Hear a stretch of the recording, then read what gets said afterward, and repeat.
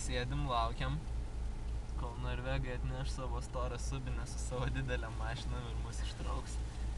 Nes? Nu, priekį važiavo konvojus, autobusai pravažiavo, paskui važiavo mikriukas. Į priekį važiuojant tas mikriukas važiavo didvyriškai, aš paskui jį tiesiog važiuodamas praktiškai dėl jo pagalbos ir gero važiavimo pavyko pravažiuoti, o atgal jau jam taip nepasisekė, sustojo autobusai. Dėl kažko, matyt, dėl štai tokio matomumo, parodykite per langą, bet štai dėl tokio matomumo, matai, sustojo autobusai matomai. Ir kadangi mikriukas sustojo paskui, jisai paskui bandė pajudėti iš vietos ir jam galą užnešė į pusnį ir jis savo jėgom neišvažiavo. Tai va, atvažiavo valytuvas, ištraukė mikriuką. Dabar liktais jau matom mergalkės, jau liktais važiuos ištraukti štai šį čia, nežinau, čia Opelis atrodo. O tada gal jau ir mum padės. Tai va. Turėjom būti apačioje maždaug tai 2:15. Dabar yra 3:30. Laukiam. Viskas bus gerai.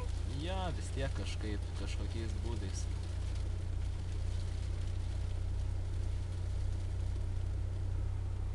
Ate.